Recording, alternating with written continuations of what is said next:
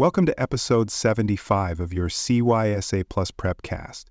In today's session, we will explore two critical components of advanced vulnerability management: weaponization and exploitability. These concepts go beyond simple vulnerability discovery and dive into how vulnerabilities can be transformed into active threats. Analysts must evaluate which vulnerabilities are not only present but exploitable in practice, and whether attackers have the means and motivation to weaponize them. This knowledge informs prioritization decisions and helps focus remediation efforts on the issues that truly matter. Understanding these principles is essential for real-world security operations and directly supports your success on the CYSA Plus exam. Let's begin by defining weaponization in the context of cybersecurity. Weaponization refers to the process of converting a vulnerability into a practical exploit. This involves crafting malicious payloads, writing exploit code, or automating attacks that target a specific weakness. Not every vulnerability is easily weaponized. Some require advanced skills, unique environmental conditions, or privileged access.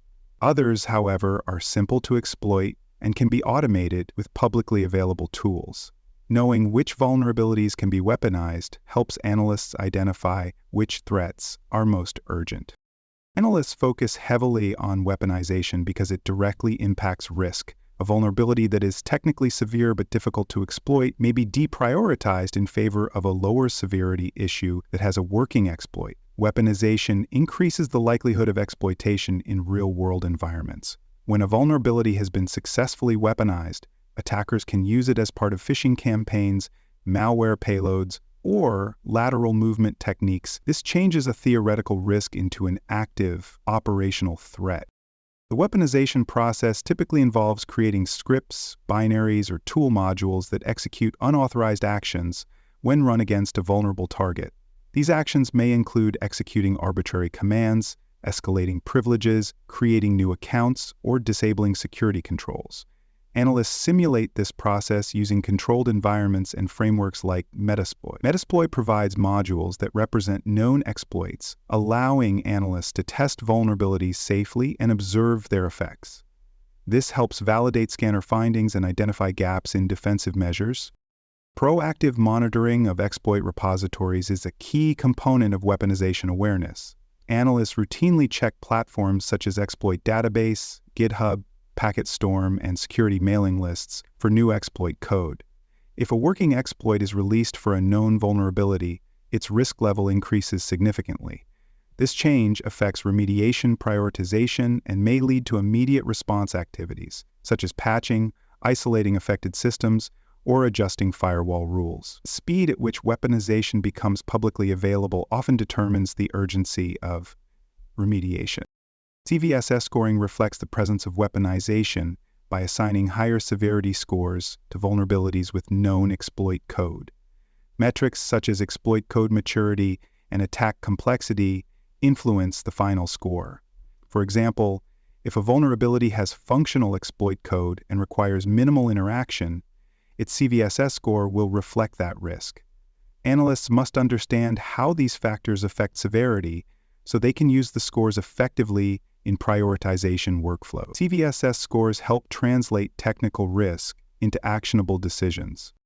Correlation of scanner results with threat intelligence further enhances weaponization analysis.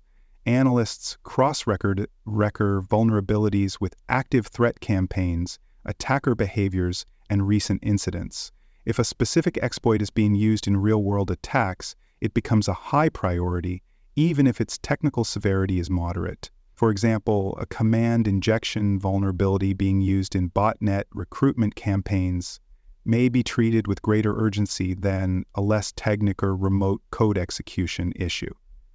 Intelligence integration transforms scanner outputs into context-rich assessments. A mature vulnerability management process includes routine weaponization assessments. Analysts evaluate each new vulnerability for exploit availability, difficulty of weaponization, exploit maturity, and potential attacker interest.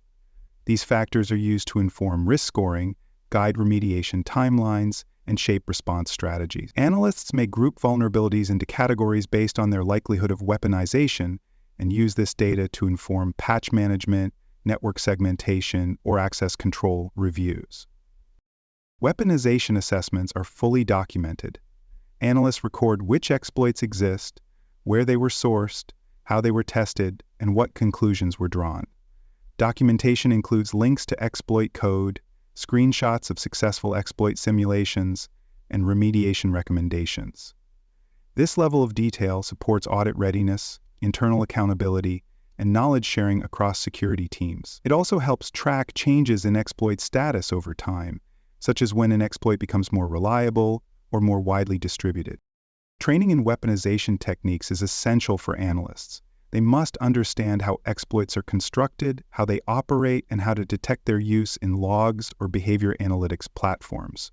Training includes reverse engineering, exploit simulation, payload development, and testing in isolated environments.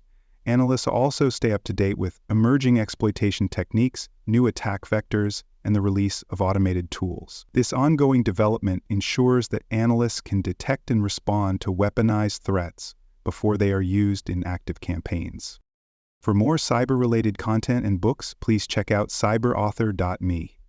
Also, there are more security courses on cybersecurity and more at baremetalcyber.com. Now let's examine exploitability, which refers to the ease or likelihood that a vulnerability can be successfully exploited by an attacker. This concept is central to risk-based vulnerability management because it distinguishes vulnerabilities that are merely present from those that can be realistically used in an attack. Analysts evaluate exploitability by reviewing multiple factors, including how an exploit works, what conditions must be met, and whether the vulnerability can be triggered remotely or requires user interaction. Understanding exploitability allows analysts to determine not just what is vulnerable, but what is actively at risk. Several criteria influence exploitability. One of the most significant is attack complexity. Low-complexity vulnerabilities require no special conditions, tools, or system states to exploit. These vulnerabilities are more dangerous because attackers can reliably and repeatedly execute them. High-complexity vulnerabilities, on the other hand, may depend on race conditions, precise timing, or uncommon configuration. Analysts assess complexity by studying exploit code, testing conditions, and reviewing published research or advisories. Exploits that are simple to use are prioritized for remediation due to their broader applicability and lower technical barriers for attackers.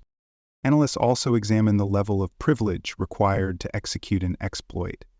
Vulnerabilities that can be exploited without authentication or with limited user rights pose a greater threat than those that require administrator or root access. Attackers prefer vulnerabilities that give them an initial foothold without requiring special permissions. Privilege-based analysis helps determine where a vulnerability fits within the attack chain and whether it is likely to be used for initial access, lateral movement, or privilege escalation. This context shapes how vulnerabilities are prioritized and which controls are recommended to mitigate their impact. User interaction is another key consideration. Some exploits require no interaction, such as a buffer overflow triggered by a malformed network packet. Others depend on users opening a file, clicking a link, or installing software. Vulnerabilities requiring no user action are typically considered more exploitable because attackers can automate their use and reach more systems with less effort. When user interaction is required, analysts evaluate how likely that interaction is based on user behavior, training levels, and historical incidents. Exploit maturity is also crucial. Analysts categorize exploits by their development stage, ranging from theoretical to fully weaponized. A theoretical exploit is one that could exist based on the vulnerability but has not yet been demonstrated. A proof-of-concept exploit shows how the vulnerability could be triggered but may not be reliable or safe for general use. Functional exploits work as intended but may still require manual setup. Fully weaponized exploits are automated, reliable, and often incorporated into toolkits or malware. Vulnerabilities associated with weaponized exploits are treated with the highest urgency. The Common Vulnerability Scoring System incorporates many of these exploitability factors into its scoring metrics. CVSS evaluates attack complexity, attack vector, privileges required, and user interaction. Analysts use these metrics to calculate a severity score that reflects the exploitability of a vulnerability. CVSS helps ensure consistency in assessments and supports comparisons across different vulnerabilities. Analysts must interpret these scores in conjunction with environmental data to make context-aware prioritization decisions. Analysts routinely monitor exploit repositories and security advisories for updates on exploit availability. Sites like Exploit Database, Packet Storm, and Vulnerability Coordination Centers provide new information on exploit code, maturity, and known usage. As new exploit data becomes available, analysts update their assessments and reprioritize vulnerabilities accordingly. A vulnerability with no known exploit may move up the priority list if a reliable proof of concept is released or if the exploit is added to a widely used tool like Metasploit. Controlled exploitability testing helps analysts validate scanner results and test the practical impact of a vulnerability. These tests are conducted in isolated environments to prevent unintended consequences.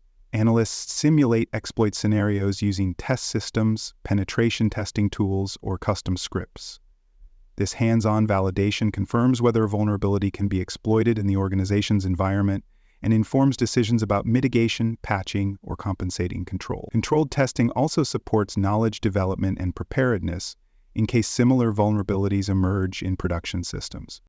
Real-world threat modeling is essential when evaluating exploitability. Analysts consider not just whether a vulnerability can be exploited, but whether it is likely to be targeted based on attacker motivations and the system's role. For instance, a vulnerability in a rarely used application on an internal test server may not be a high priority, even if technically exploitable. In contrast, a less severe vulnerability on a public-facing server handling sensitive data may receive urgent attention.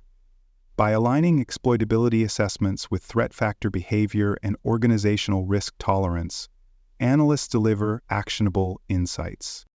Thorough documentation of exploitability assessments ensures that the reasoning behind prioritization decisions is preserved. Analysts record which metrics were considered, whether exploit code exists, how it was tested, and what factors influence the risk rating. They document interactions with other teams, timelines for remediation, and any temporary mitigations applied. This documentation supports compliance reporting, post-incident reviews, and knowledge transfer. It also allows organizations to demonstrate due diligence in vulnerability management and respond confidently to audit inquiries or regulatory oversight.